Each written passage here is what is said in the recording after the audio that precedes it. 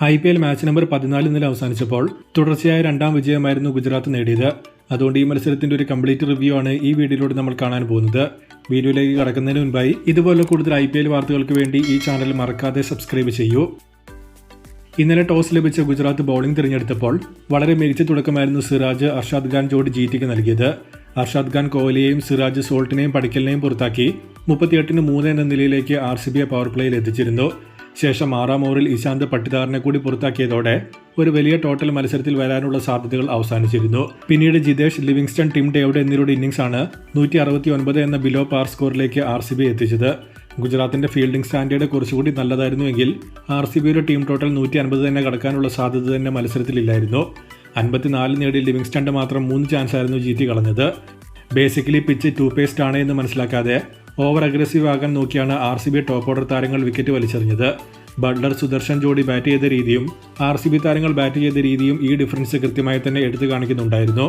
Fielding എന്ന ഒരു point മാറ്റി നിർത്തിയാൽ ടോപ്പ് ക്ലാസ് ബൗളിംഗ് ആയിരുന്നു GT ഫാസ്റ്റ് ബോളേഴ്സും സായി കിഷോറും കാഴ്ചവെച്ചത്.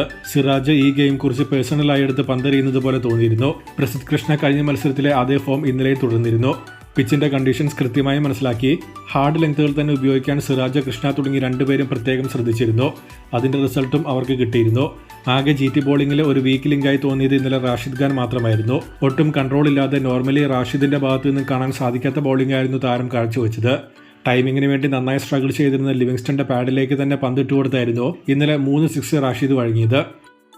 മറുപടി ബാറ്റിംഗിലേക്ക് വന്നിട്ടുണ്ടെങ്കിൽ RCBയെ അപേക്ഷിച്ച് വളരെ സെൻസിബിളായി ബാറ്റ് ചെയ്യാൻ GTയുടെ ടോപ്പ് ഓർഡർ ശ്രമിക്കുന്നുണ്ടായിരുന്നു.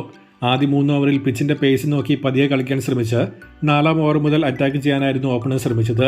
ഗിൽ പവർ പ്ലേയിൽ പുറത്തായപ്പോൾ 41-2 എന്ന നിലയിലായിരുന്നു ടീമിന്റെ സ്കോർ. പക്ഷേ 6-ാം ഓവർ മുതൽ എല്ലാ ഓവറിലും കൃത്യമായി ഒരു ബൗണ്ടറിയെങ്കിലും നേടാൻ ബട്ട്ലറും സുദർശനും ശ്രമിക്കുന്നുണ്ടായിരുന്നു. ഒപ്പം ആ ലൈനപ്പിലെ ഏറ്റവും ഇൻഎക്സ്പീരിയൻസ്ഡ് ആയ റാഷിഖിനെ ടാർഗറ്റ് ചെയ്യാൻ കൂടി ബട്ട്ലർ ശ്രമിച്ചു. ഈ ഒരു കാരണം കൊണ്ട് തന്നെ ഒരിക്കലും GTക്ക് മുകളിൽ റൺസ് ഡ്രൈവ് ചെയ്ത് സമ്മർദ്ദം ക്രിയേറ്റ് ചെയ്യാൻ RCBക്ക് പറ്റിയതേയില്ല. ഒപ്പം ലെഫ്റ്റ് റൈറ്റ് കോമ്പിനേഷനെതിരെ 4 ഓവർ സ്പിന്ന് കൂടി എറിഞ്ഞേ പറ്റൂ എന്ന സിറ്റുവേഷൻ കൂടി എത്തിയതോടെ ഗെയിം ഒരു രീതിയിലും കൺട്രോൾ ചെയ്യാൻ RCBക്ക് പറ്റിയില്ല. 13-ാം ഓവറിൽ സുദർശൻ പോയെങ്കിലും പിന്നീട് ബട്ട്ലർ കളി തീർക്കുകയാണ് ചെയ്തത്.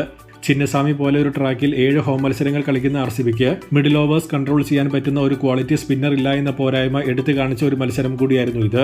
വളരെ കാൽക്കുലേറ്റഡ് ആയ ചേസ് മുന്നോട്ട് കൊണ്ടുപോയ സുദർശൻ ബട്ട്ലർ ജോഡി തന്നെയാണ് ഫുൾ ക്രെഡിറ്റും അർഹിക്കുന്നത്. ജനറലി ഹോം ഗ്രൗണ്ടിൽ ഒട്ടും നല്ല റെക്കോർഡില്ലാത്ത RCB ആദ്യ 2 മത്സരങ്ങളിലും എവേ ഗ്രൗണ്ടിൽ തകർപ്പൻ വിജയം നേടി ചിന്നസ്വാമിയിലേക്ക് എത്തിയപ്പോഴേക്കും കളി മറക്കുന്നത് പോലെയാണ് കാണപ്പെട്ടത്. ഏറ്റവും അവസാനമായ മത്സരത്തിന്റെ സ്കോർ കാർഡിലേക്ക് വന്നിട്ടുണ്ടെങ്കിൽ ലിവിങ്സ്റ്റൺ 54 പിൻബലത്തിൽ 169 RCB നേടിയത്. മറുപടി ബാറ്റിംഗിൽ ബട്ട്ലർ, സുദർശൻ എന്നിവരുടെ പിൻബലത്തിൽ 18-ാം ഓവറിൽ GT മത്സരം തീർക്കുകയാണ് ചെയ്തത്. സിറാജാണ് RCBക്കെതിരെ കളിയിലെ താരമായത്.